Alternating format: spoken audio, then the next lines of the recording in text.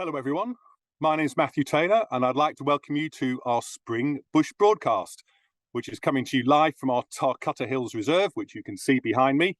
It's beautiful grassy white box woodland and it's located in southern New South Wales, about 50 kilometres southeast of Wagga Wagga. I'm joining you today from the lands of the Wiradjuri people, who are the traditional custodians of this country. And I'd like to pay my respect to elders both past and present and extend that respect to other Indigenous Australians online with us today. We recognise that the remarkable Australian environment that we strive to conserve is on land that has never been ceded. So, here at Tarcutta, we're surrounded by some surprisingly intact bushland. It's a bit of a hidden gem. There's a sea of arable that you have to drive through to get here that surrounds it. But since our first acquisition of a block here in 1999, we've been focused on nursing this woodland back to health and also acquiring an additional block, which has extended it somewhat. This sort of woodland was actually once part of a network that covered about 10 million hectares of southeastern Australia. It was one of the dominant landscapes that you could find. But sadly, because it's also on good pastoral land, there are only now little remnants, which means that places like Tarcutta are wonderful stepping stones for migratory birds, but they're equally important for less mobile creatures. We've seen some dramatic changes in the landscape. It's now fragmented, as I say, but it's now one of the least protected and most important landscapes that we have in Southeast Australia. I can see we've got lots of people joining us, several hundred, I think, lined up to join us over the time. So please do use the chat to let us know who you are and what country you're calling from. The chat can be used to put questions in.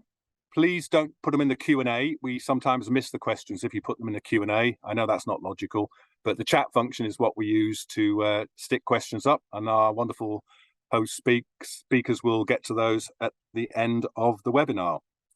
However, if some of you find that chat distracting, then please, you can just click it and it will disappear for you.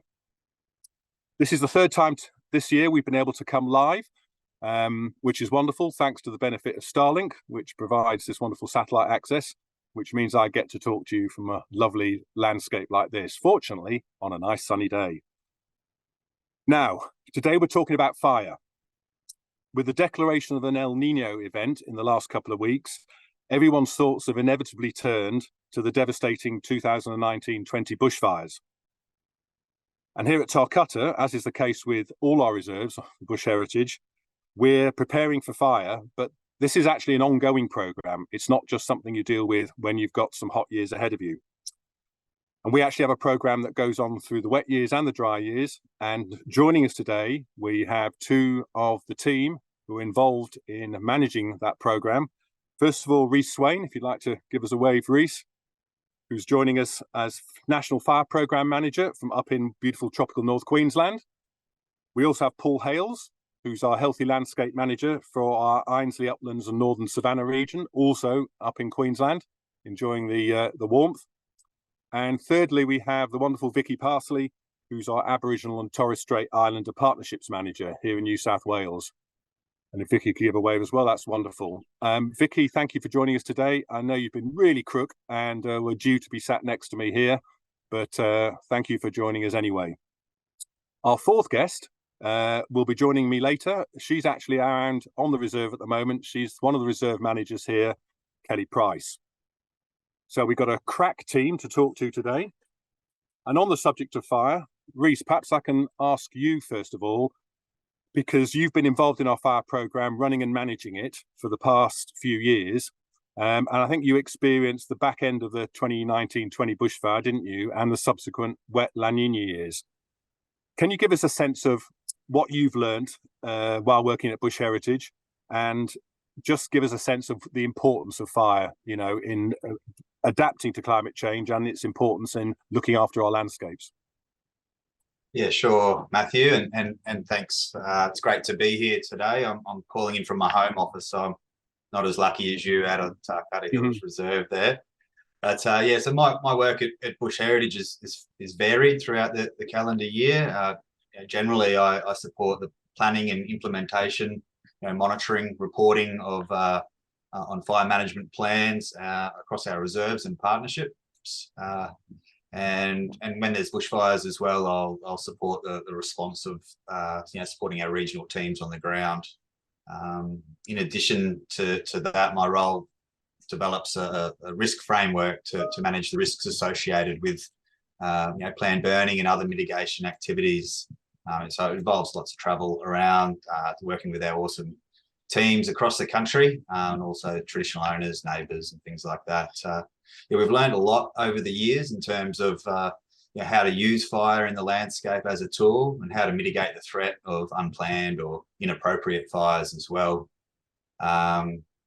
We've certainly noticed some trends, in fire behaviour, or how climate has been changing and affecting the way that landscapes respond to fire. And it's not a surprise. Scientists have been talking about this for many years, and about how the climate's going to influence fire behaviour.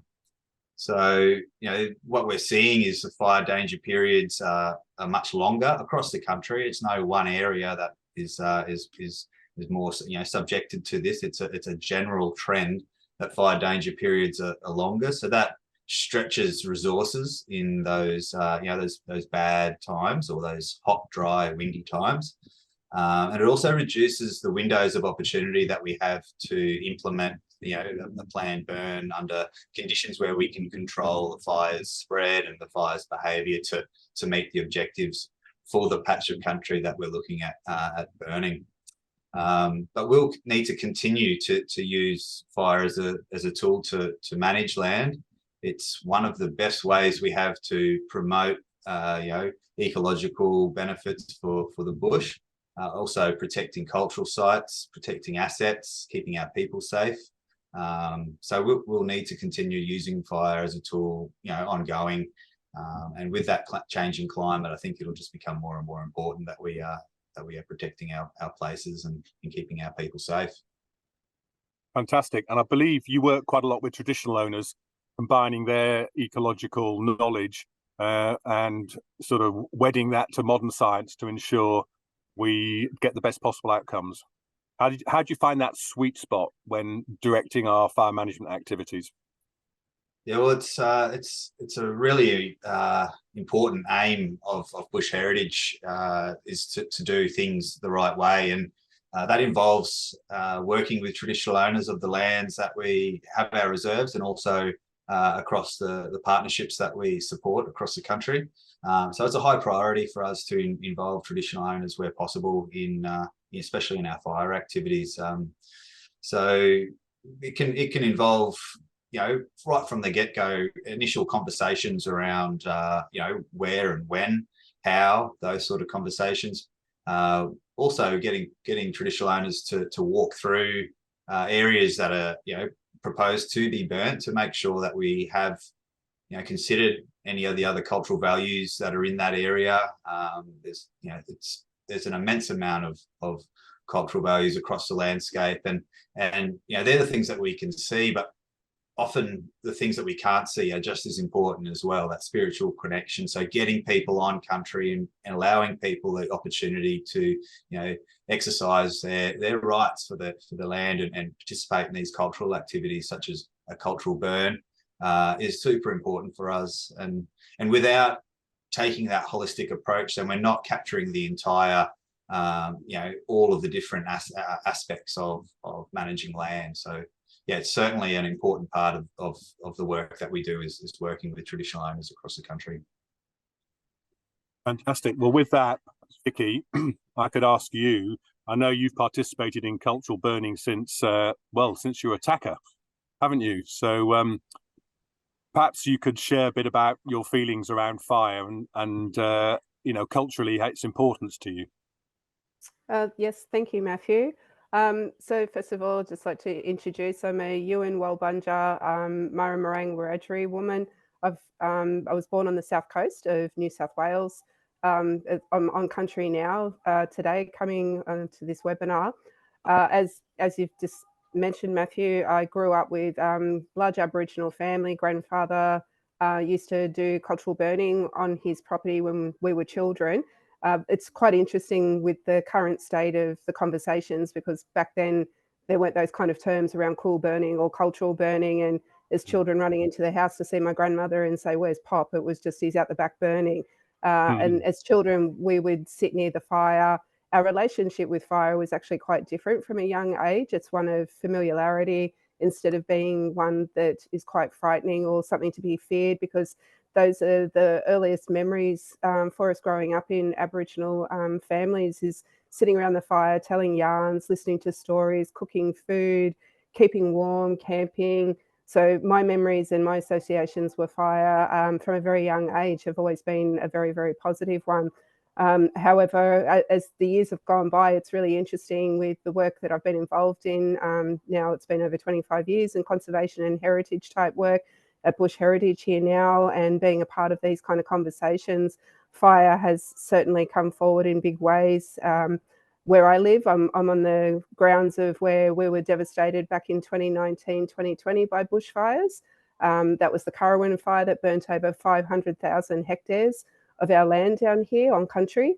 The impacts as well, I'd like to just quickly touch on for Aboriginal traditional owners, is somewhat experienced a little bit differently. Like, there's not only just the issues that come with asset management, loss of lives, homes and properties being damaged, but for us it was also the implications of a longer term grief that was experienced within the Aboriginal community down here, because for some period afterwards the lands became landlocked.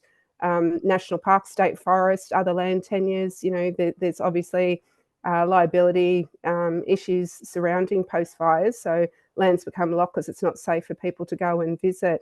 And those places where we have those deep connections, where stories were told to us, and as a custodian on the South Coast, it was quite difficult for me to go through that period of a sense of helplessness, I suppose, of sitting back and not being able to get out onto country. Through some of those experiences, it's led me down to working quite closely with Rhys and the fire team now at Bush Heritage, and certainly, supporting the conversations and the widening interest now about how can cultural burning assist, a lot of people right across the country. And I know that that was something that came about on a regular sort of conversation in the street post fires down here. For us, people would often say, why weren't Aboriginal people allowed to manage country? Why weren't you, allowed down in New South Wales to be able to undertake those practices to help assist with, reducing those fuel loads that were present and from being locked out of lands. So at Bush Heritage, we have these amazing opportunities now where, through my role as Aboriginal Partnerships Manager and working closely with Rhys, we're actually helping assist Aboriginal groups to be able to undertake that practice and certainly get involved to return to country, and also by collaborating, so that as an overall land management tool, we can undertake and get some better conservation outcomes as a whole. Fantastic. And what would you say were the specific benefits of cultural burning, and when you're complementing that with outcomes you may want, such as asset protection or particular ecological outcomes? Because there's a number of different factors involved in whenever planning a burn, isn't there?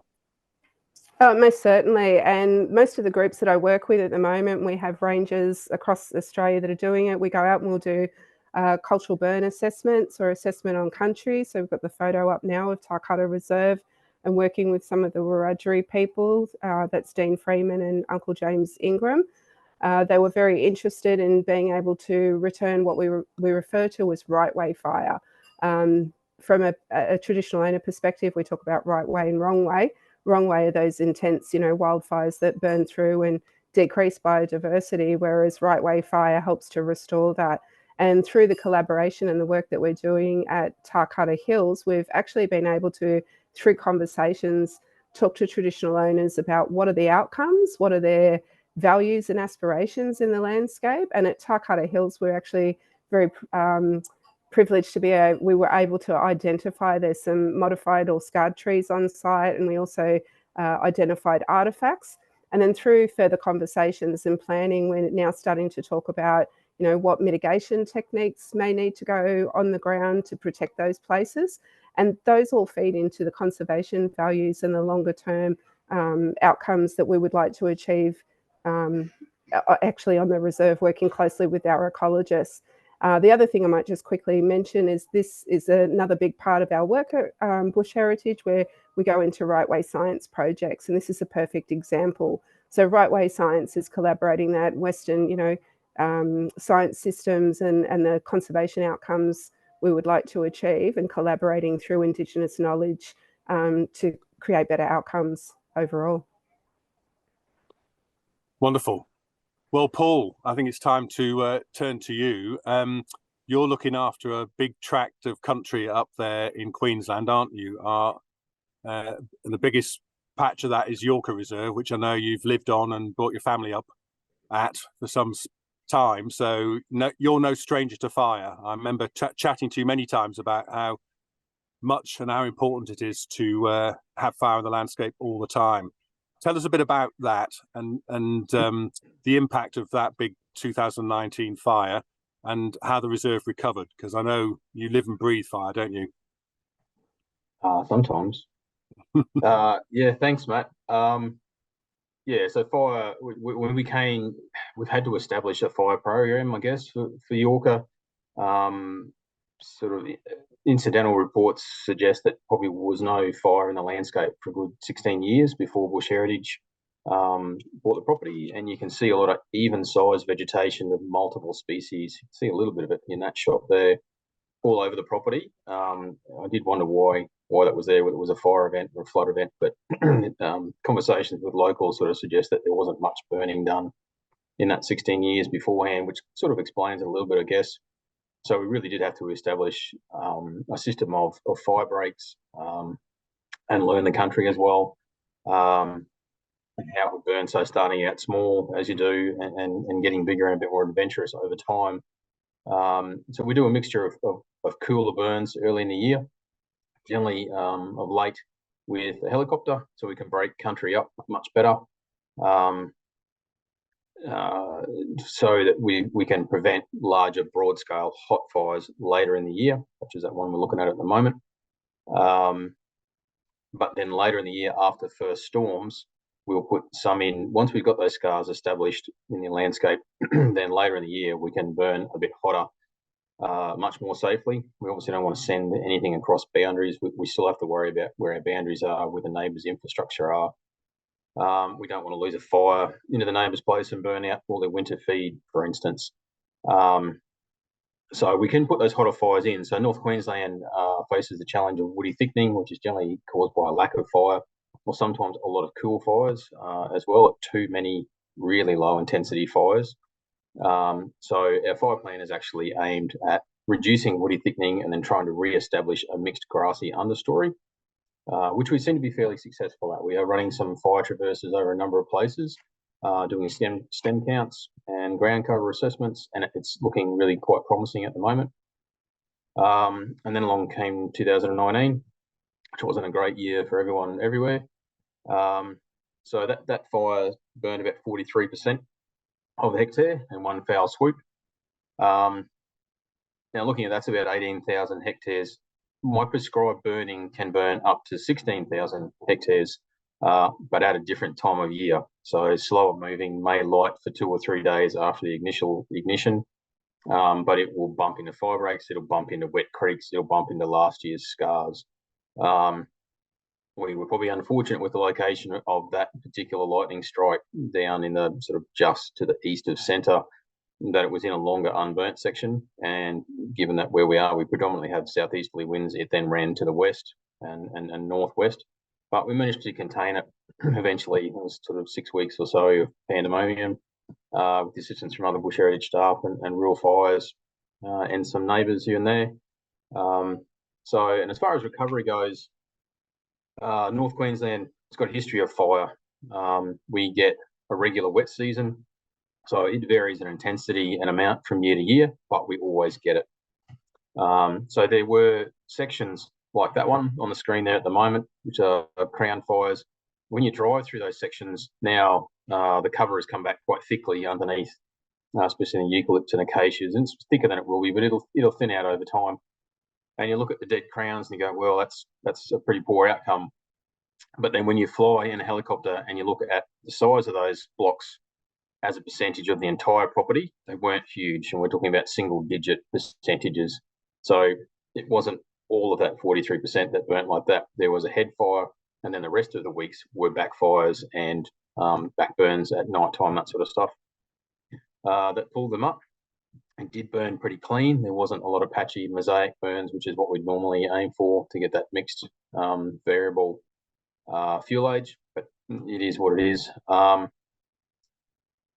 But you will find with those spotted burns, the year after that, the grasses really come away, and you see some of your best grass setting years preceding those burns. We had one come in from the neighbour's place probably 10 years before that, much hotter than I would have been game to try and do it myself. Again, it didn't leave a lot of patchiness, but things like cockatoo grass and kangaroo grass and black screwgrass just went berserk the next year. And we had probably the best grass seeding year I'd seen ever up until that point. So there's, as much as it's not great at the time, you do see some benefits with it. It certainly put forward our woody thickening reduction program is stepped forward a bit because of that hot fire.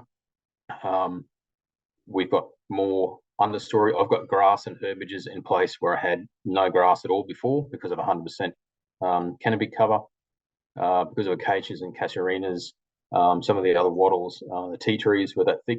And the other thing you notice, not apart from grass, is larger trees like turpentines and stringy barks in that habitat, which are your hollow-bearing trees, which are obviously habitat.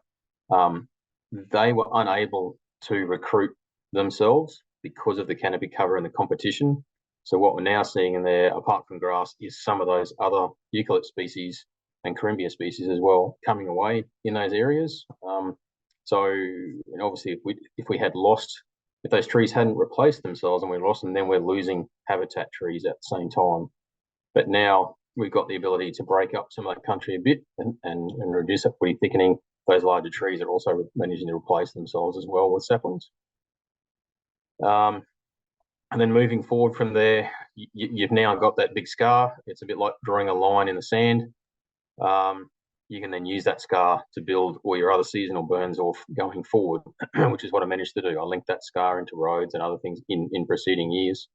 And then have managed to get through that 2019 scar every year so that we don't now have one big mono block of the same aged fuel as well. So it's now broken into age classes and fuel classes as well. It sounds like a very strategic and complex approach that you take, which I know is how, I experienced it when you talked to me about it.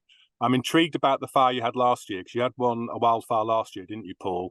And you've already mentioned how important it might be in ways I hadn't ever understood, like new recruitment of trees that otherwise wouldn't. Can you tell us a bit about last year's experience? Yeah, so last year one came in from the north, and it was, as much as anything else, it was probably a good spot for it to come in because it came straight into a block that I had burnt during the wet season the year before, which probably sounds a bit odd, but with the monsoon, we always get a couple of weeks of sunshine. Somewhere there's a little bit of a break. And if you're organised and you've got a chopper lined up and you've got that sunshine and those elevated dry fields get a chance to get some air and wind, then you can ignite those quite happily. And the neighbours are also quite happily let you burn at that time of year too, because there's no risk to them. And we had managed to burn that block the year before. So when that fire came in, it came in quite hard and uphill. As we know, fire accelerates uphill. It was in oily, heathy country, so lots of xanthorrhoeas and things, so really flammable fuels designed to burn. It burnt quite hot, but it also pinned itself into the scars from the preceding 6 months previous burn, and then struggled to find its way out of that creek line. And every day, 12 hours a day, like it might have moved 150 meters a day. So it really was just trickling along quite slowly. And it ended up just being sort of 4 or 5 days of just driving around it and monitoring it, making sure it didn't find a way out anywhere. And that image you got there is the drone with the thermal camera. So in reality, looking at that on the ground, there would be a lot of smoke coming out of that. But it's hard to tell through the smoke where the heat is, but you can see that right-hand image. That's actually quite a narrow front. And you can sort of see the dark tree lines there. one above it and one below it. So that's where it's got itself stuck in there, and it just worked its way down. And then after, I think it was 4 days, we then had a change in the weather, and one storm came in one night and just sat right on top of that hot spot there, and proceeded to burn for half the night, rain for half the night, and completely put it out. But it was certainly a good proof that the early season burns definitely work in reducing intensity later in the year. Had that not been that fuel, and that block was pushing 8 years when I burned it. So had we got that fire from the neighbours and I hadn't burnt, that would have been a completely different story, and probably hot enough to the point where we would have done damage to vegetation. But as it is, if you go out there now and you hadn't seen it before, you would struggle to pick where those scars are at all at the moment. Well, that's the joy of the amount of rainfall and how fast things grow up in Queensland, isn't it? Mm-hmm. Yep, that's right. Well, yes, thanks for that insight. That really speaks then back to the sort of bigger picture. And Rhys, maybe you can give us a sense of what we're on the cusp of, because there's a lot of talk about El Nino and going into a fire season, but I know you've told me the other day it's different this time. It's not the same. We're not coming off the back of a drought, was I think your description of how it's different now. But that doesn't mean we don't stop and we don't plan, do we? So I guess with the declaration of some difficult conditions ahead, what's you and your team up to prepare for that? Yeah, thanks, Matthew. Regardless of the climate drivers and the forecast, every single year Bush Heritage takes the view that, hey, it could be a bad fire year, and so often just before the summer, it's often too late to prepare. So we start at the end of the last summer, start making the plans, start implementing those plans, and and working with all of our reserves all the way across the country, and our partners, supporting them to implement right way fire, and monitoring, and also reporting on those sort of activities. But we take it very seriously. It's something we can't take lightly. Often we have reserves where people live, our workers, our staff, they live there, so we need to keep them safe as well. So we identify lots of different activities, and they're all described in a fire management plan. Those fire management plans are worked up with ecologists, our Aboriginal partnership, Torres Strait partnership managers, our field staff, so field officers, reserve managers, healthy landscape managers, our planning team. Everyone sort of gets together and we work through these fire management plans. And within those plans, they sort of describe the best fire regime for our vegetation communities. So throughout the reserve, we have all of our vegetation communities mapped. So they're, we call them conservation targets. So they're mapped throughout the reserve, and we understand what sort of fire regime they need. So, how often, how severe or how intense the fire should be. What's that interval, so that's that frequency, and what sort of area needs to be burnt, and what season we burn it. We describe that very clearly in the fire management plans, and then we draw out a bunch of activities to help get our vegetation communities within those fire intervals, and also those activities to mitigate the risk of fire to our assets, our other values that are out there, and obviously our people that are on reserve. So that involves maintaining water points, upgrading and maintaining all of our fire access trails across our reserves. The photos that are on the screen now are from a recent burn at Friendly Beaches Reserve down in Tasmania. So this was carried out in partnership with the Tarata Rangers and our team in Tasmania. This was in some heath, this fire, and it's very long unburnt, and we're trying to get that heath back into its fire interval that it should have. And so that's how we sort of work and prepare each of our reserves. We look at them specifically, and then obviously as the season progresses, we identify those weather windows where we can do this work, and we just organise, go do it. It's probably one of the best parts of the job for me, because I'm out on country when we're doing this stuff, and we're working with our regional teams, and it's it's the best part for me is being out there.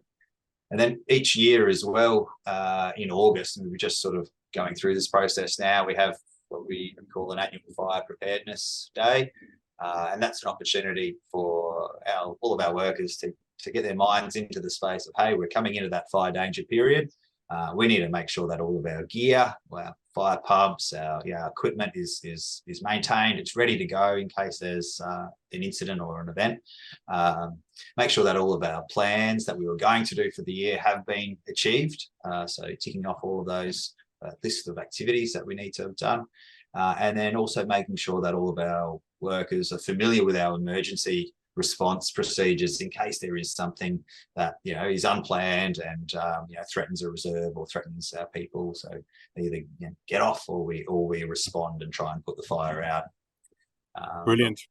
Yeah, I was just going to add the other really important part of fire management that is often overlooked is that collaboration with your neighbours. We know that fire doesn't respect those tenure boundaries. It'll jump the fence. So if you're working with your neighbours and having good, open, clear communication and taking that sort of regional approach to fire management, it's the only way that we'll ever get in front of these big fire events. Fantastic. Thanks, Rhys. I'm just going to welcome our last speaker to join me, who's just come out of the bush. Kelly, thank you for joining us today. Kelly's one of the reserve managers here at Bush Heritage, and we got a couple of questions for her about how she looks after this wonderful landscape behind us and the use of fire here as well. But running with the theme at the moment, Paul, I had one more question I wanted to ask you. Rhys has talked about general preparation across the whole of the Bush Heritage Estate. What's it actually like for you preparing at Yorker for this year? What are you expecting? Really serious photo right there. So I think regardless of weather predictions, you've got to go into every year like it's never going to rain again, even if the prediction is for a wet year. So fire breaks have to be in place. You have to get into that early season burning. As Rhys said, fires will jump fire breaks. It doesn't matter what you put in. It's breaking fuel. It's somewhere for a vehicle and staff to be safe. It gives you an edge to work from. But if you aren't there, you can still spot across it. So broadening those breaks with early season burns are really important. And again, we've got a number of fire tanks around the place that are now self-filling, making sure all that stuff's full, making sure your ground pumps are working, access to those water points, and all that sort of thing. But yeah, it's definitely also not resting on your laurels, because you've had success in the past. Things can go wrong pretty quickly if you relax a bit too much. So making sure you do get through that work every year. Don't stop short and go, oh yeah, it's probably enough, because that will probably bite you on the backside. But it's continuing. It doesn't need to be a lot, but just in continuing and then making it strategic. Just dropping an incendiary in the middle of nowhere doesn't prove a great deal if it doesn't link to a wet creek, an old scar, or a road. And be adaptable, I guess. We burnt a block in first week of September this year, which I've never ever done before. Traditionally, in the last 16 years or so, 15 years, you're done by the end of July, because sometimes you can get a wet season and it'll stop raining, and 2 weeks later you'll get a frost and -4, and that's it, you're done. The last few years have been a bit wetter, but that rain has continued through July and August. So given that, we had weather conditions that were good for us, and we had rainfall throughout August, so we were burning with soil moisture, which is always the way to go, which protects root systems and lets everything respond quite quickly. So we had the conditions, so we went in September. So I think that planning ahead and being adaptable is probably a pretty important factor as well, and not just relying on calendar dates. Yeah. Nature never relies on calendar dates, does it? It does its own thing. Yep. Well, Vikki, perhaps you can wrap up our conversation on fire today by giving us a few examples of the cultural burns you've been involved in. And I know you've done one here at Tarcutta, which Kelly was involved with you. It'd be great to understand a bit what that actually involves. Yes, thanks, Matthew. As I mentioned earlier, we were on the ground. Kelly and I worked with some of the traditional owners to undertake some cultural heritage assessments on site first, just so we could understand what the values were, what their interests were in terms of protecting the land there at Tarcutta Hills. And it was actually a really good experience as well, because we were estimating it's been at least over 150 years, maybe even more, since right-way fire's actually been returned to that type of a landscape there, just given the tenure and the past ownerships that have occurred. So the opportunity of getting the traditional owners in here, and we've got some photos obviously on the webinar right now where you can see traditional owners were coming in. We were doing mitigation works around some of the trees. We've got one of the young Wiradjuri men there that is raking fuel load away from the tree, so that we were actually inhibiting any fuel ladders. So we wanted to prevent fire from leaving the ground. We often talk from a cultural perspective that country is now upside down. So we're trying to do what is now commonly known in New South Wales as reset burns. And reset burns, their whole idea is to try and return country back to a state through using fire as a tool to some of its original standards, which our ancestors were accustomed to. So a lot of the implications with that too, it's indicated, like we use indicators at certain times of the year. It can be dictated by different seasonal factors, birds, animals, plant indicators. They all give us that kind of understanding. And I suppose from a wider view, talking about climate change and those kind of things, First Nations people on a global scale are actually leading climate change in terms of resilience at this point in time. I spent some time in the States last year as well with First Nations people who were identifying the same issues after having been removed from lands, having to go in, do reset burns. This is Mwanga, one of our longest standing partners. They've been with us for about 17 years now, I believe. And we've just been able to, this was in June this year, go out.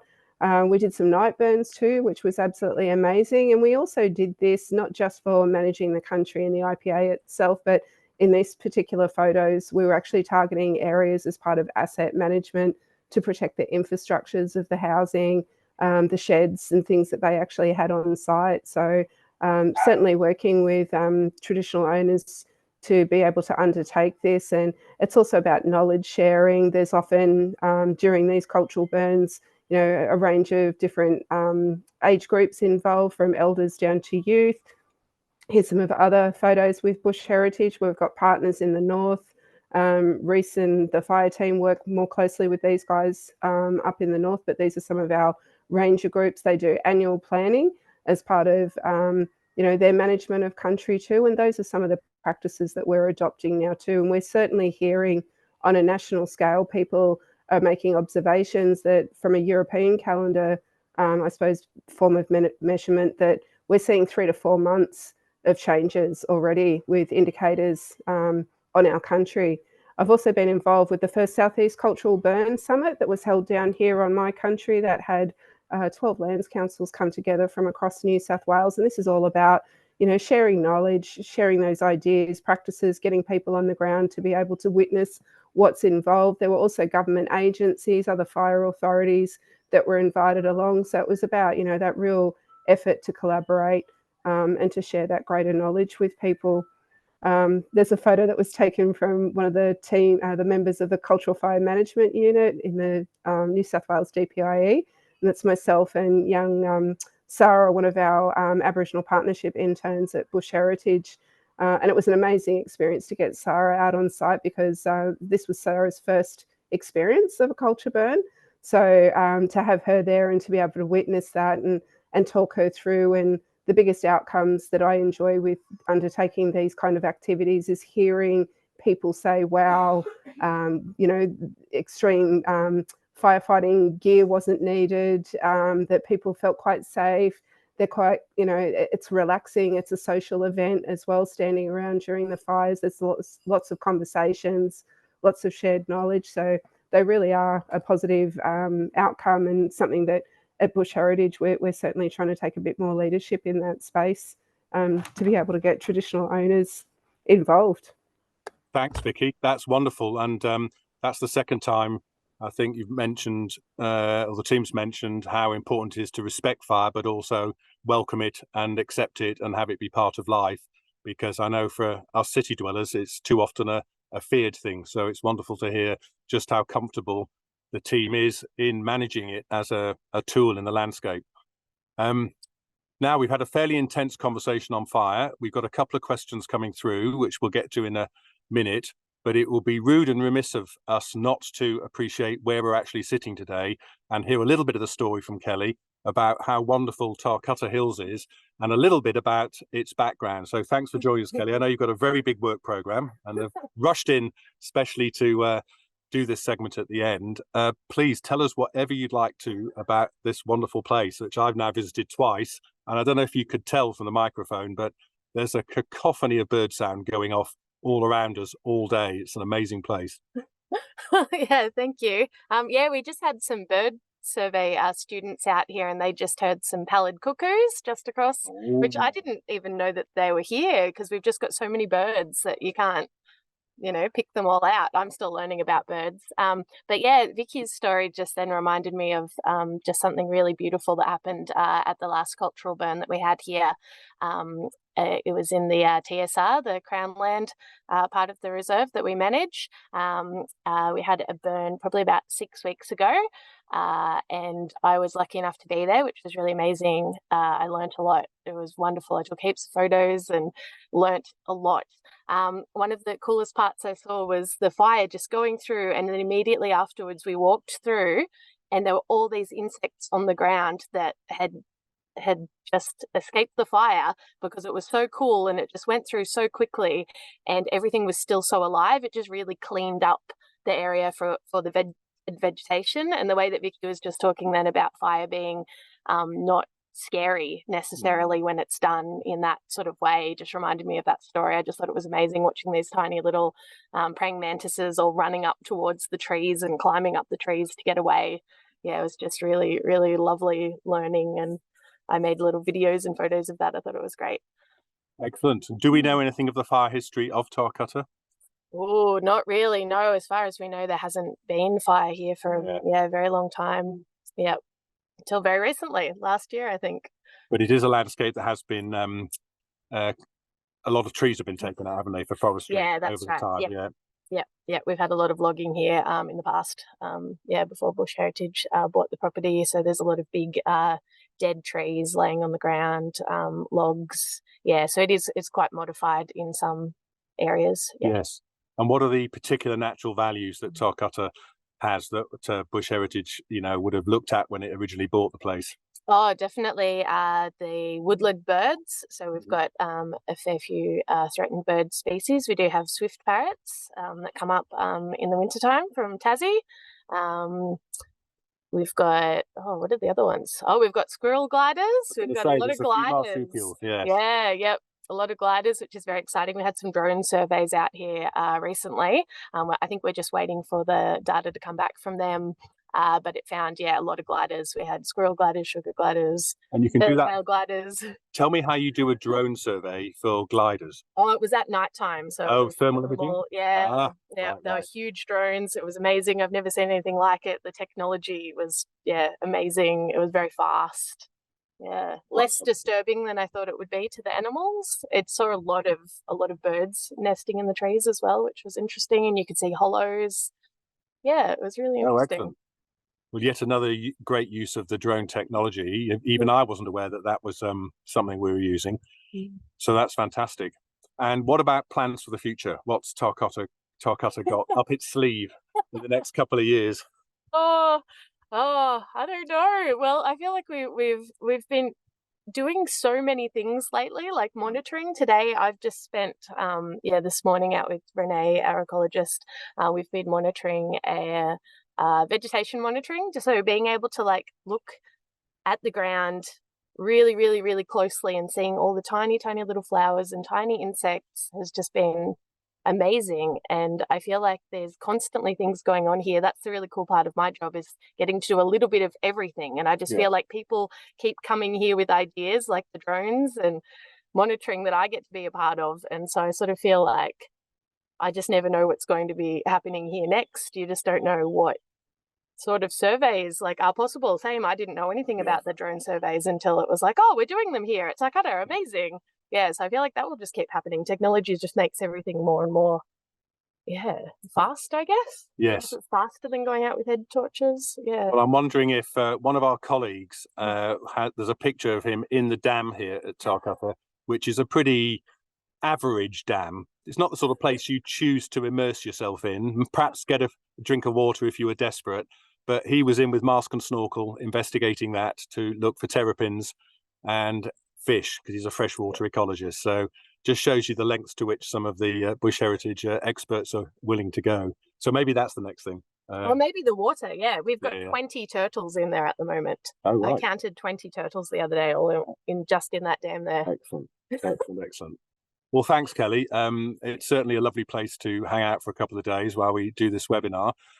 Now we should get to some of the questions. One of the first ones here is a nice compliment about, this is such a big learning area, and I'm sure this is true not just for land managers like us with a conservation bent, but for any other type of land manager. And the question is, what are people like state government and defence, and I guess you could chuck in national parks, what are they doing, and do they have similar levels of planning?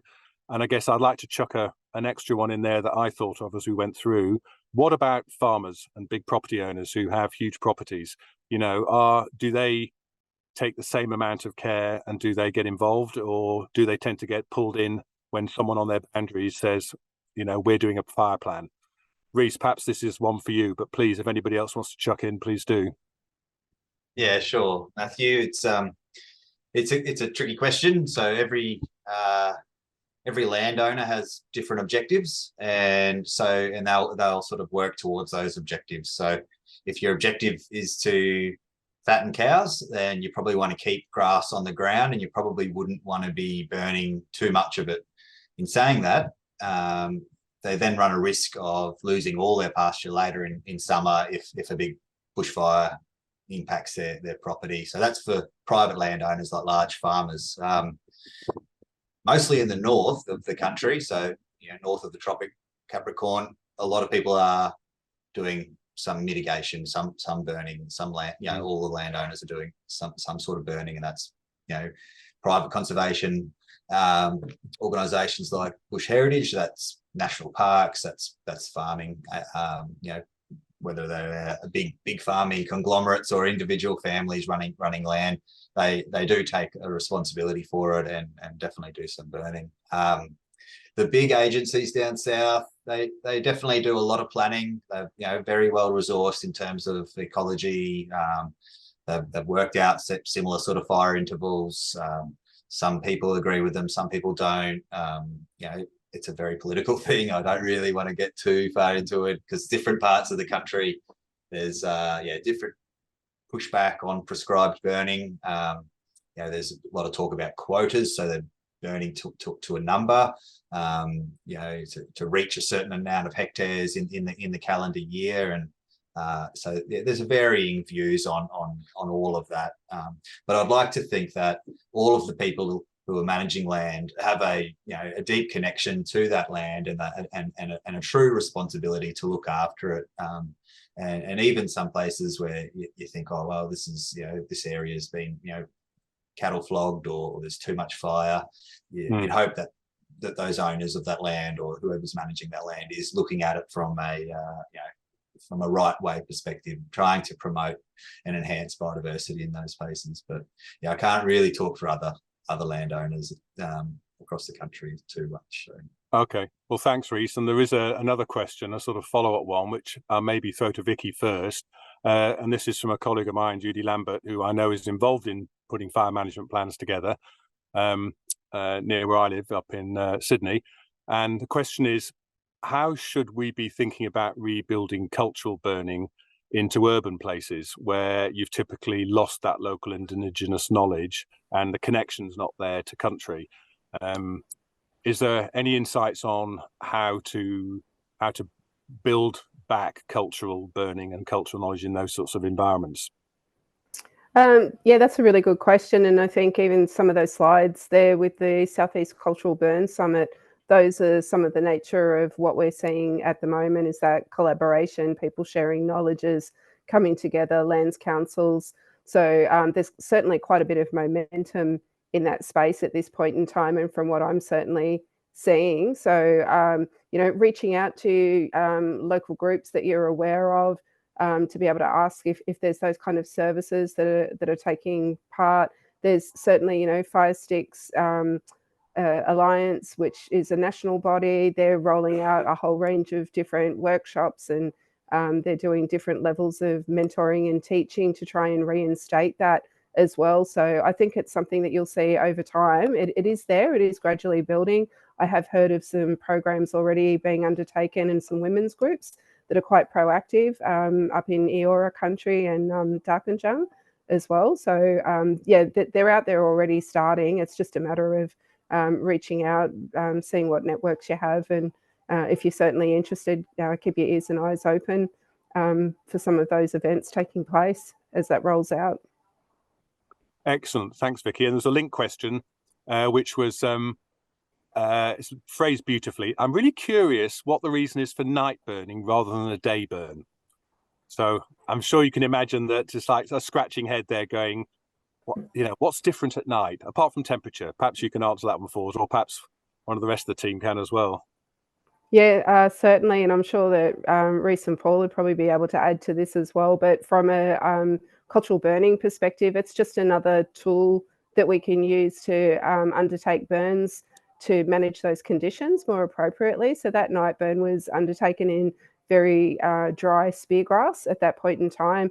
We were having high temperatures in the lead up to that. So by doing a burn controlled at that nighttime temperature, we actually, from memory, got about 3 hours of that burn on the ground before it just got to a point where moisture, the temperatures dropped to a point where it just wouldn't ignite anymore. And it's just one of the tools that we can certainly use to help manage the behaviour of fire and prevent it from getting out of hand. And there was also some other outcomes associated with that by burning at that particular time under those conditions to encourage certain grasses in that landscape to grow back in a really much healthier state. Excellent, thank you. And another question, perhaps, Paul, for you to respond to, given you've had this happen. If fires start naturally from lightning strike or otherwise, do you let it burn itself out, or do you try and extinguish it straight away? Or does the level of your sophisticated plan allow you to jump in and do something very particular to it? That's the $1 million question. So location. Wind direction will be the other one. Sometimes that lightning strike will do exactly what you were planning to do later in the year anyway. It just may not happen at the time of year when you're planning to do it. But if it's moving forward in a sensible fashion towards fire scar, then just let it go. It's a case of watch and wait. You might tidy up the rear edges to make sure it can't escape backwards if you get a 90 to 180 degree wind change. Yes, it is a natural process, but if that's December 15th and there's no humidity, it's a whole different ball game, in which case you will be working at night. Daytime temperatures and humidity is the big one. So humidity wins over everything else, including wind. If the air is wet, the fire will not burn. And that increases at night. You also have moisture levels come to the surface at night time as well. During the day, they evaporate. They will come to the surface. If you're lucky enough to have a full moon, it will pull water to the surface at night, even more so, and have an effect on fire behaviour. So it comes back to then humidity and managing edges and trying to get as much done at night as you can. So tomorrow, when it wakes up itself and moves again, you've already got it pinned in. But yeah, yes and no, depending on where it is and when it is and which direction it's heading in, I guess, would be I had a feeling it was a very expert answer. Thank you, Paul. Yeah. That's great. Well, here's a question I think might test the whole of the panel, which it's to do with revegetation programs. And the person who's put the question is, they've been looking at new ways to plant so as to create resilience. And they've had a recommendation that at least 3 layers of vegetation, but doing clumps rather than mass plantings. And the question is, in terms of fire and burn off, does this create more of a fire hazard, planting in this way, where you've got, you know, clumps and you're deliberately planting in multiple layers? And I appreciate we can take that one offline if that one needs a bit more considered thought, because we're in a very technical area. But I just wondered if that was it's a really interesting question. Yeah, it's a hard one to answer, but you kind of look at the natural bush. It's fairly, you know, scattered and random, and so that's probably the best way to replant or re-veg an area. But if they're looking at it for, you know, mitigation, if you've got clumps of bush where you might be able to catch fires in between, yeah, we might have to have a bit more think about that one. I know all of our re-veg, we sort of try and plant as though it was, yeah, a natural sort of array of yes. Yeah. Okay. Well, here's a more specific one for you, Paul, which is a question about reducing woody thickening. And you mentioned that too cool and too hot could both be equally unhelpful. The question is, is there an ideal? What's the sweet spot for woody thickening reduction? The Cinderella spot. Yeah, excellent. Yeah, so really hot fires obviously will impact they'll have height and they'll climb and it'll impact our habitat trees. You have some species like Casuarina and our tea trees up here. They don't need a hot fire to germinate, whereas some of the eucalypts really do want it hotter. And that comes back to what's your definition of hot is hot, and then there's hot. So yeah, you're still looking at a reasonable flame height that moves. Even a fire that moves slowly but has reasonable intensity will remove ground cover but stay below where it will climb into those taller trees, as Vikki was saying before. A lot of our trees here have friable bark, so you will see the trunks will catch a light and those little frizzy bits will burn off and it'll drop. So that tends to protect those big trees. You might have to go and mitigate some of that if it's near an edge and you can see it. But yeah, my burning will take months because I will start early in the year and doing test burns just to see where we're at. But you'll quite often sometimes see those early ones will just be a mass of small tea tree or paper bark or something like that. And it will change as intensity changes over time. If you've got a real lack of humidity and fires are burning through the night, depending on resources, you're sort of at the point where you want to think about whether you're going to go and do any more after that, because you do have to chase it all night then, because it'll slow down, but it won't go out. Gotcha. And if you leave it tomorrow when you come back, it'll be somewhere else. So I don't know. It's a bit of it's a case of being on the ground and learning over time by making mistakes, just like everyone else. But yeah, you've got to look at that canopy height and that sort of thing, I suppose.